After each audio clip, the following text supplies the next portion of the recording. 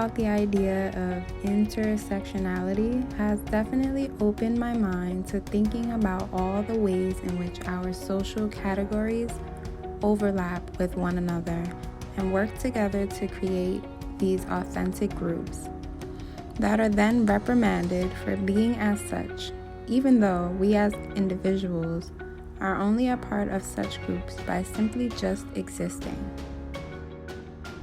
I find it interesting that we as individuals do not usually choose what social categories we want to participate in. We are born into them when talking about race, class, and gender, which complicates the understanding of the prejudices and discriminations we face. This is not something that I have thought about before learning of what intersectionality was.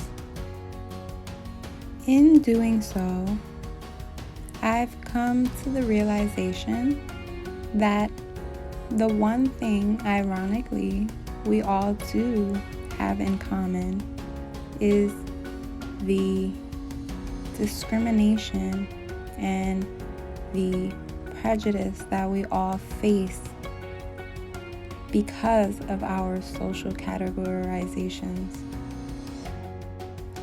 Understanding intersectionality is essential to combating the interwoven prejudices people face in their daily lives.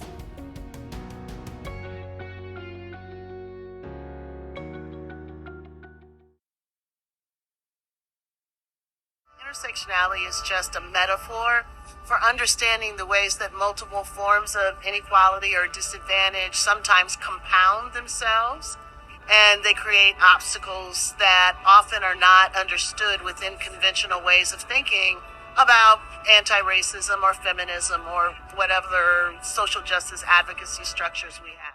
Intersectionality isn't so much a grand theory, it's a prism for understanding certain kinds of problems. African American girls are 6 times more likely to be suspended than white girls. That's probably a race and a gender problem. It's not just a race problem, it's not just a gender problem. So I encourage people to think about how the convergence of race stereotypes or gender stereotypes might actually play out.